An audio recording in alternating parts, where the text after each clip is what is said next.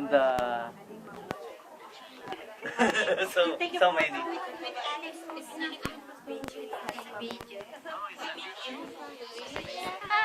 Later mo na yung mamaya na yung pinaka na si Tonet. A blessed evening to everyone. Hello! Are you excited? Very good.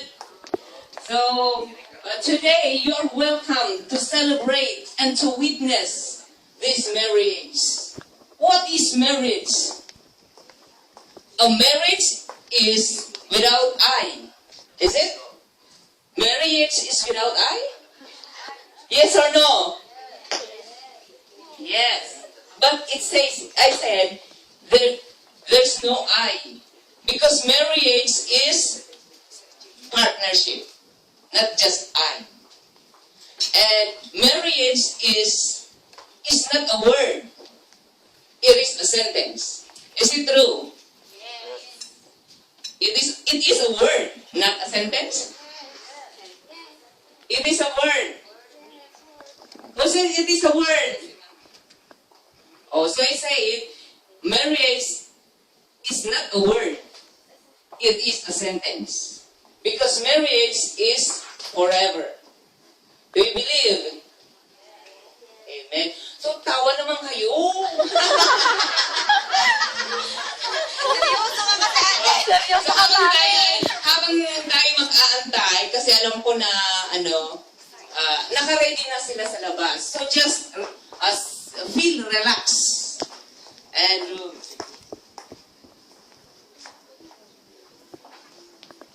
shall we now...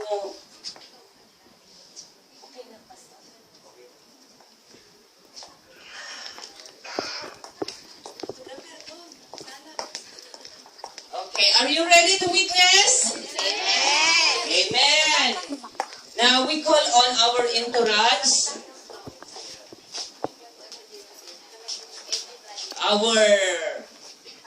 The most handsome, pinaka-handsome na pastor ng Jesus Reigns Ministry, si Reverend Rinamor Diaz.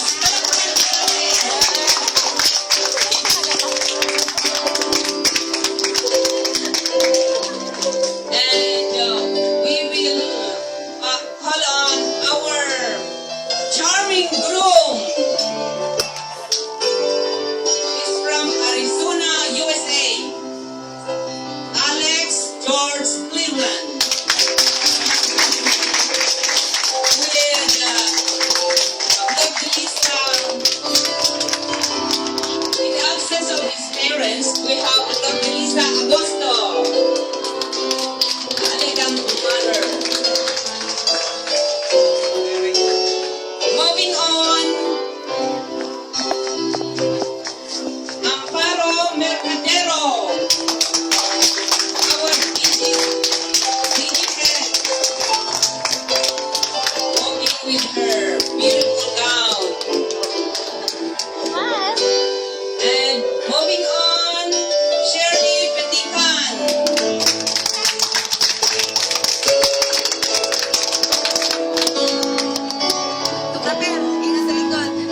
Our DJ head too. And moving on, Karina Sinigyan. One of the department's DJ head. And the next is myself. And we call on our beautiful, untiring pastor, resident pastor, Pastora Amor Diaz.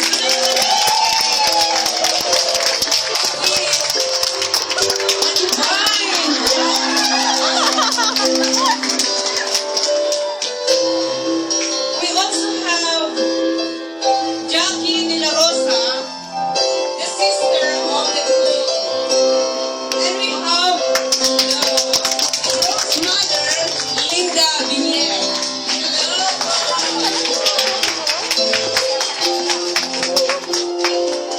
We call on our secondary sponsors.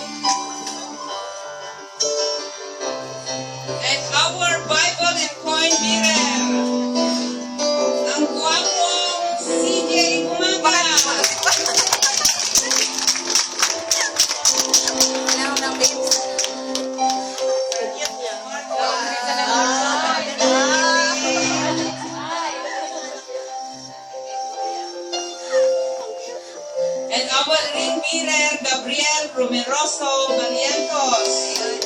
I love you!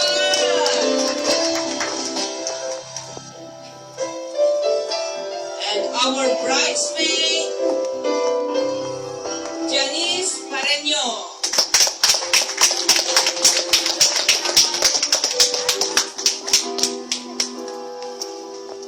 The graceful hip-hop choreographer. And now, please welcome our bride. Please, may we request you to stand up.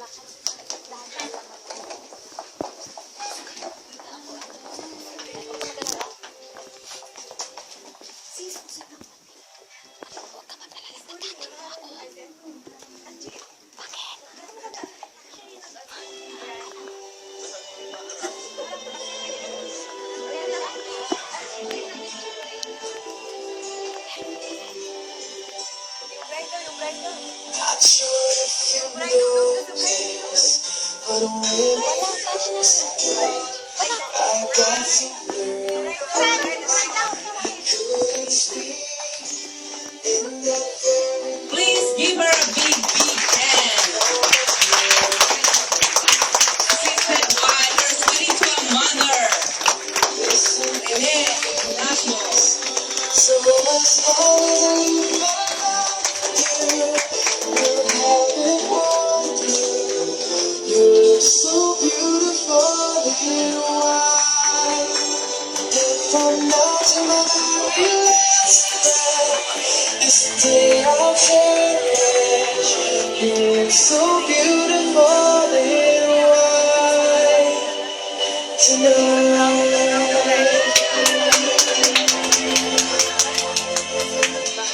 What we have is timeless. My love is endless. And we can speak now. Sing to the world. You're my every reason. You're all that I believe in. Praise God, we are gathered today to celebrate one of the happiest moments in the lives of Alex and Tonette. And for on this day, appearing before witnesses of heaven and earth, that they believe God has purpose that they should share life in the holy bonds of Christian marriage. Would you join with me in prayer as we seek God's full blessing upon their relationship? May we ask our visiting pastor, Pastor Dennis Medrano, to open us in a prayer.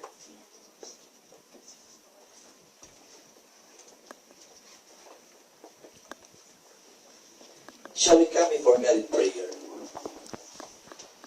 Our Heavenly Father, whom we recognize as the one who have authored not just the night but even marriage. Right now, we are bound to witness one, the one that which you have written. And we believe that from this day on, forward and onward, there will be something that will happen between these two couples, these two people whom you have entwined together. And this time also, we are requesting your divine presence to continually hover and protect and give a covering for this event. Thank you that in our midst, you have promised that when there are two or more gathered for your name or in your name, you are already here. And we are claiming that promise right now. As you have promised it to us, we are also claiming it for the lives of these two people whom we are now witnessing.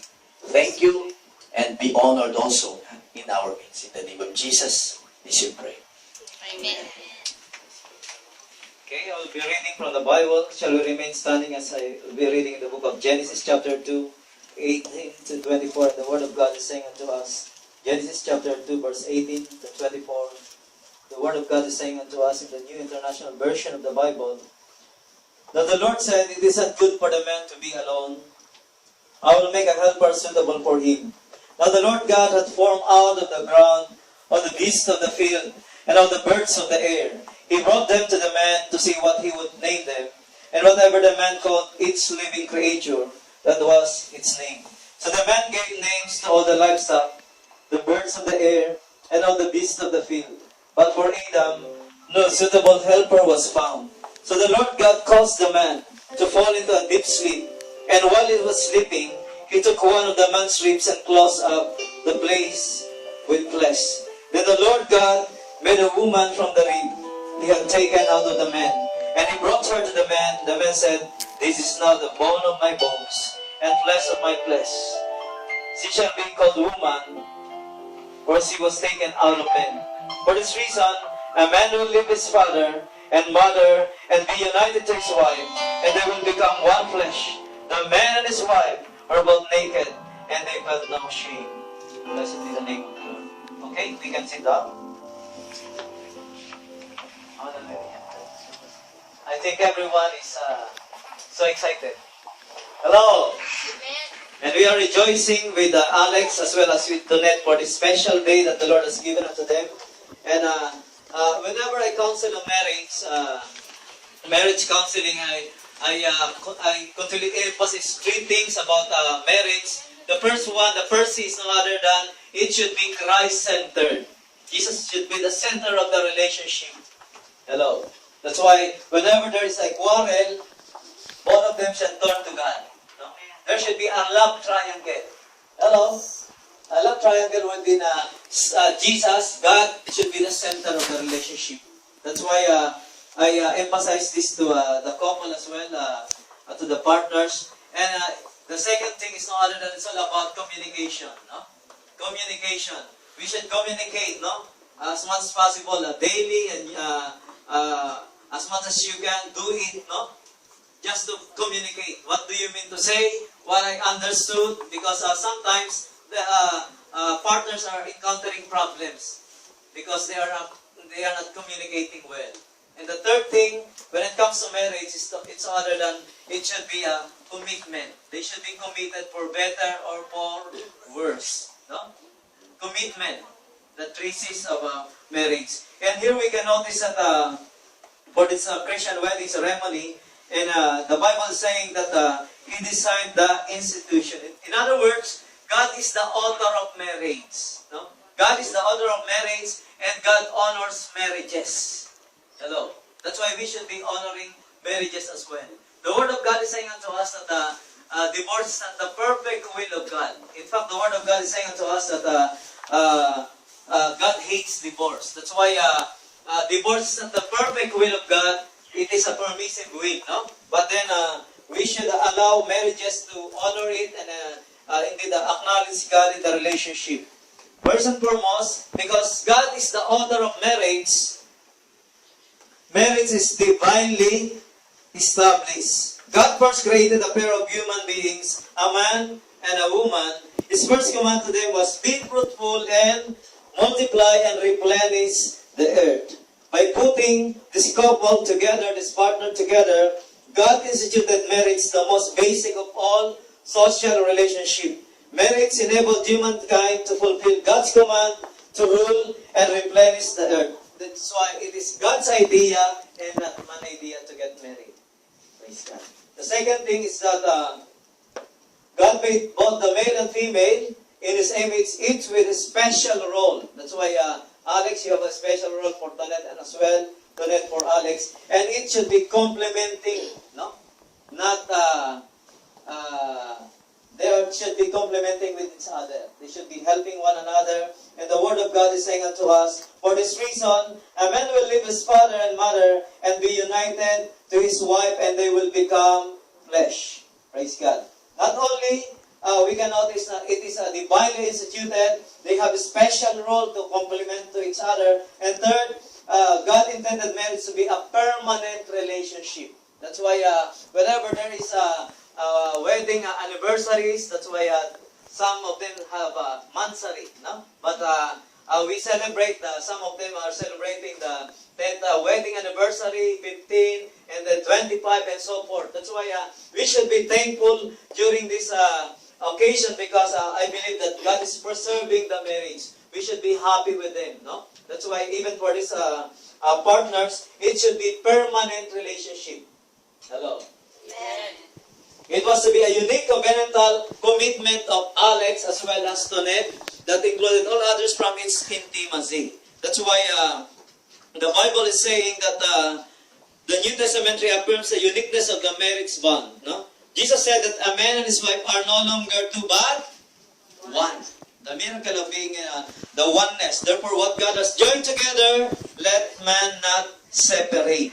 That's why we thank God because Paul beautifully compared the love of a man for his wife to the love of Christ for his church. He said that Christ's love was so deep that he died for the church. And the same way, a man's love for his wife should overcome any sense of the imperfections he may have. Hello. That's why there are no perfect marriages. For marriage is a sacred bond. God wants husband and wives to do nothing to destroy the possibility of reconciliation and restoration of that union. That's why it will appear sometimes. It will appear. They will discover, no? Even tonight, do you have discoveries about Alex and even Alex, no? Maybe you are discovering so much about Antoinette, and you have weaknesses, you have strength, but then it is a sacred bond. That's why do not allow to destroy this reconciliation, this marriage, but rather allow God to take over and take control of everything. Marriage is more than a contract. That's why some are not believing in it's only a paper. No? But then we can notice that for the two people make for their mutual benefit because they make their marriage vows. Later they will be making their marriage vows. I don't know if Alex brought the marriage vow. Have you brought that marriage vow? I have it up here. Oh. Because before when I am counseling, I have already. No? I have at least already. But now, yeah, praise God. That's why God becomes a supporting part in the marriage. No? Proverbs reminds us of this when it says that God gives wisdom, discretion, and understanding so that marriage partners can avoid being lured into unfaithfulness. No? New Testament writers understood that Christian marriage is created and maintained by God. Marriage is better understood as a process than as a single act. After this marriage, it should be continuous. No? A lifelong process. It is not a 90-day wonder or a 1-month affair, but it is a lifelong process. In other words, dapat liligawan pa rin ni Alex ito. No? Hello? Every day, no? You show your love and care and tender love and care for Tonette, as well as Tonette to Alex. And then with this in biblical truths in hearts, we see the significance of the exchange of the marriage vows, no? In a wedding. That's why we really thank God because right now we will be proceeding to the exchange of vow, no? To okay, shall we wedding shall we arise, no? One of you, praise God for the marriage vow, praise God, and I would like to church to the partners. Alex, will you take Tonette to be your wife? Will you commit yourself to her happiness and her self-fulfillment as a person and to her usefulness in God's kingdom, and you will promise to love, honor, trust, and serve in sickness, in health, in adversity, and prosperity, and to be true, loyal to her, so long as you shall live. You can say, yes, I will. okay, Tonette, will you take Alex to be your husband? Will you commit yourself to his happiness and his self-fulfillment as a person, to his usefulness in God's kingdom? And do you promise to love, honor, trust, and serve him in sickness and in health, in adversity and prosperity, to be true and loyal to him so long as you shall live? Yes, I will. Please. Praise God. Praise God. Now I want one of you to face each other, to publicly declare your marriage vow to each other before God and before men. Praise God. Okay. You go first. Ladies, gents. I tell you these words today, but I've been thinking about these words since I was born, 38 years ago.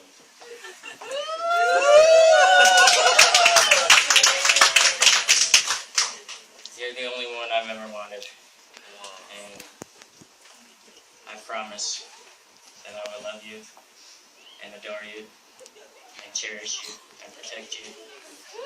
That I will never hurt you.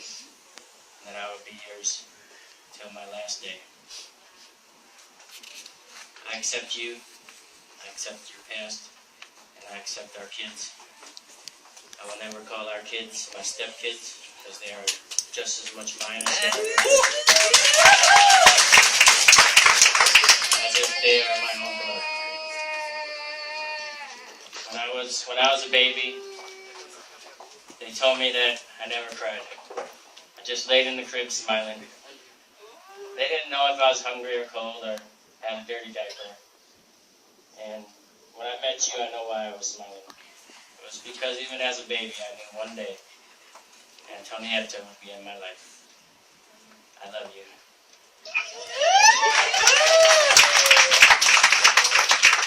Kinikilig. Prepared my past, that all I know that before I pray together that I hope someday He will give me a man that will really love me and will accept my kids and my past. I will truly understand who am I and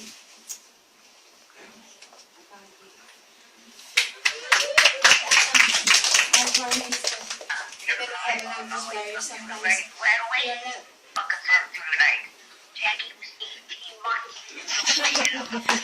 Hello, we can hear you.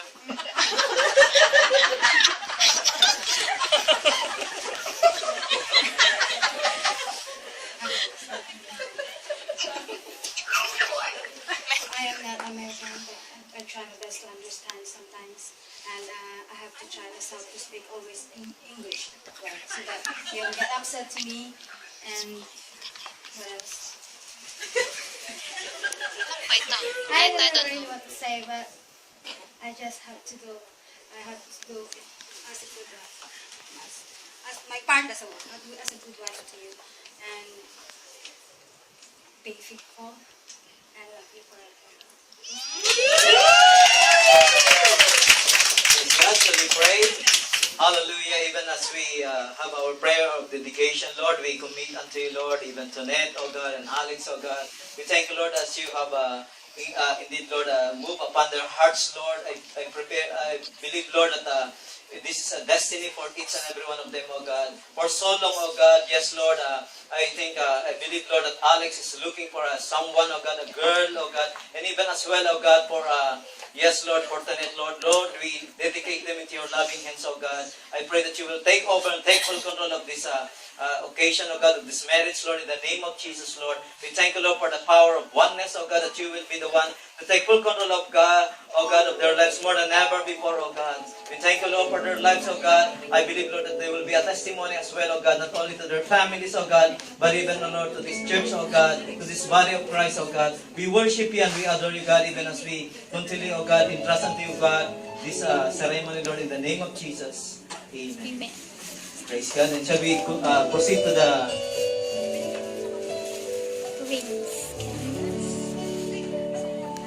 After the exchange of vows, we will be proceeding to the symbol ceremony, and shall we proceed to the lighting of the candles. Praise God. Hallelujah. Okay, we'll be asking the secondary sponsors to be lighting the candles, and we thank God because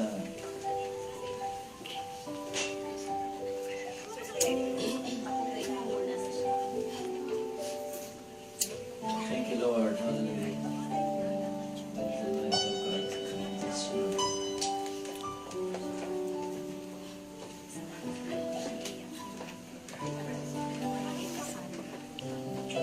Okay.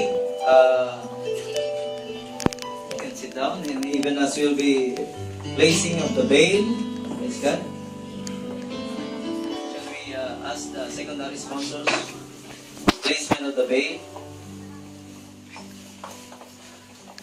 Yes, let the love of the Lord covers them. Yes.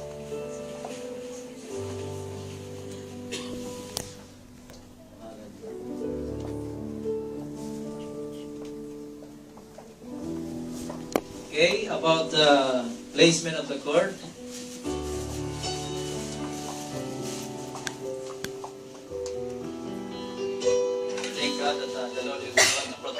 well. Amen. Okay, so here's the presentation of the Bible.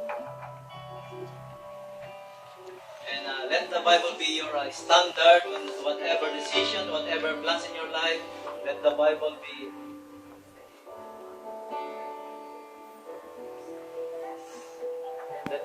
your standard in every decision, in every choices, in every plans. Maybe be the one to continue. One of you consult God, no? And I believe that the Bible is your the greatest. We can help in every decision making as a couple, praise God, and even as a family as well, no? And even us, praise God. And we thank God because the Lord will be the one to prosper you more than ever before. Amen. Alex, as the head of the family, you will entrust all the depends upon you, even to select your decision making when it comes to handling the finances, the income, and the blessings that really comes from the Lord. That's why we pray that the best is yet to come for all of you, even for the business that the Lord will allow you to experience more than you can ask or imagine. Just trust in the Lord with all your heart. No? Praise God. And then, praise God. We thank God for all these symbols, and shall we continue allow God to take control of everything.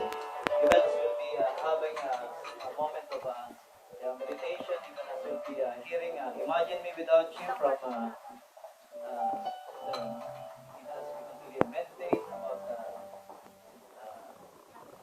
about the situations we are in.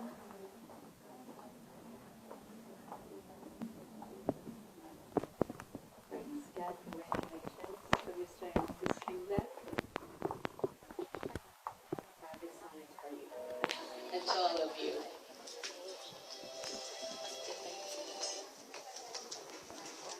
Can we ask you Kanta naman. Hallelujah.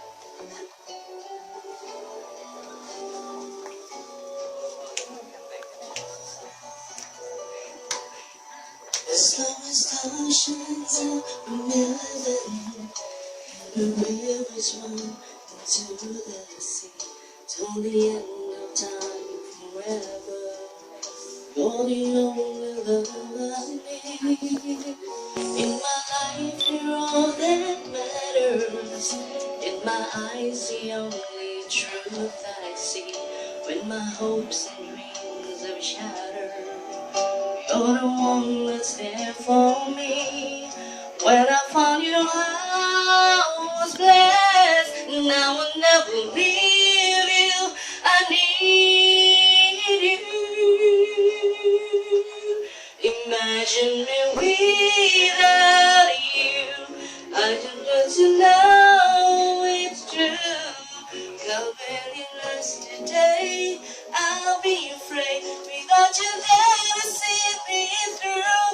Imagine me without you.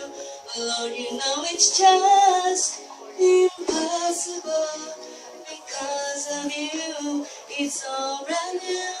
My life is now worthwhile. I can't imagine me without you. When you called me, I was falling. You have lifted me back on my feet. It was like you heard my calling, and you rushed to set me free. When I found you, I was blind, and I will never leave you. I need you. Imagine me without you. Lord, you know it's just impossible. Because of you, it's all to you. My life is held apart.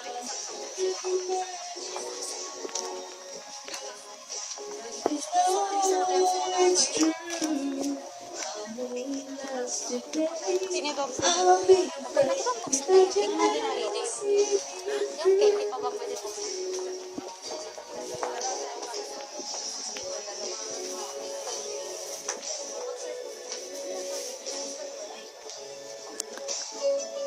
Sige, mamaya na pagkatapos na lang.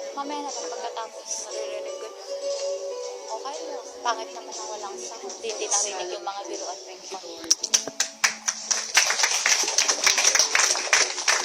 I charge you, Alex and Tonette, as you begin your life together, your marriage vows and commitment to each other will be severely tested along the pathway of life. Those challenges can either make or break your marriage. Be confident that with God's assistance, not only can your marriage endure, but it can prosper. You will find as the years come and go that the Lord Jesus will meet you in your troubles, in your joys, in your laughter, and also in your headaches. You will sense His wonderful presence, His winning power, and the written pages of His Word. They are God's candles of hope and strength for you in marriage life. And even for the parents, although they are not around, I charge you parents, be reminded of God's Word in Genesis 2:24. For this reason, a man will leave his father and mother and be united to his wife, and they will become one flesh. As Tonette and Alex start their marital life, full independence is needed as they continue to build their existing family and home. They alone will make decisions for themselves. And for their children, they will still go to you as parents for advice. For their marriage to be happy as one, you as parents have to grant them their independence, support their loyalty to each other, and respect their need for privacy. Alex and Tonette will continue need your advice, encouragement, example, and prayers. And even for the principal sponsors, no? the ninangs, I charge you not only to pay for the book, no? Not that's the one. The same word that is addressed to parents is also addressed to you.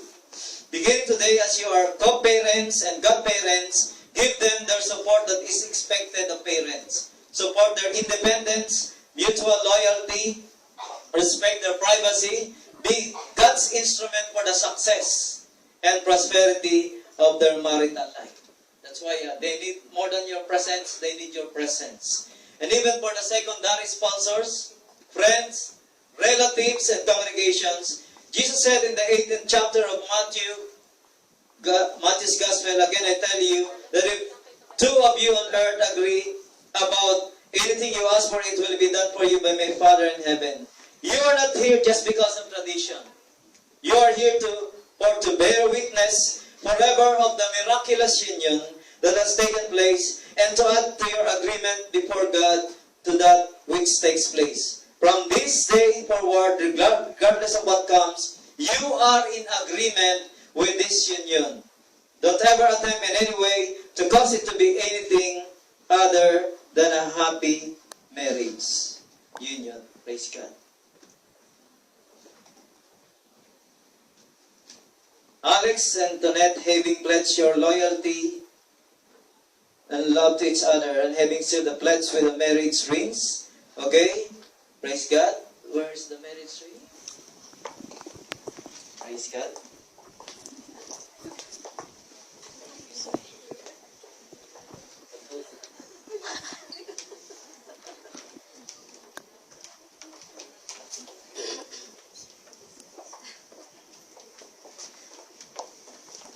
Wow. Praise God.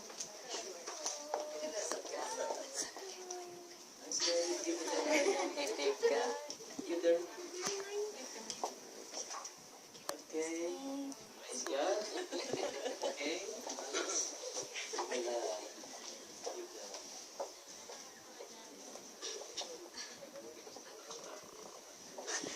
Praise God for His rings that symbolizes that it has no beginning, it has no end. That's why their marriage relationship should be not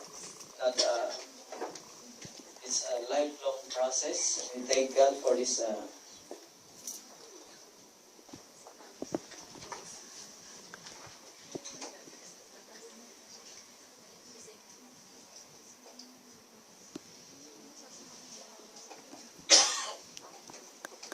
Okay, praise God for Tonette as well.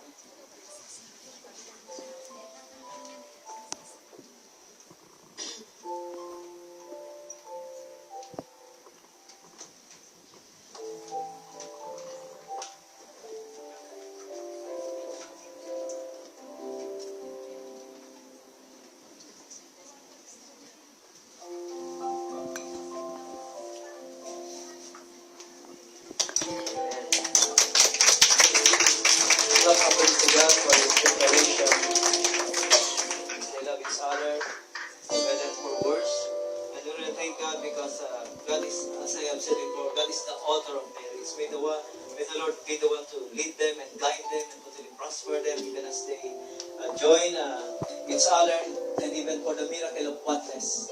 Intimacy that really comes, that honoring God, that this relationship should be a God-honoring, and let us allow this marriage to be a successful one. They even praying for them. That's why I will be asking even for the principal sponsors, and shall we come together and shall we speak for blessing? No?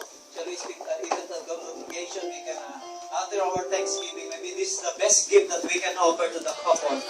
The prayer of the righteous man availeth much. That's why right now shall we, together right now, shall we speak for blessing to them? Come on.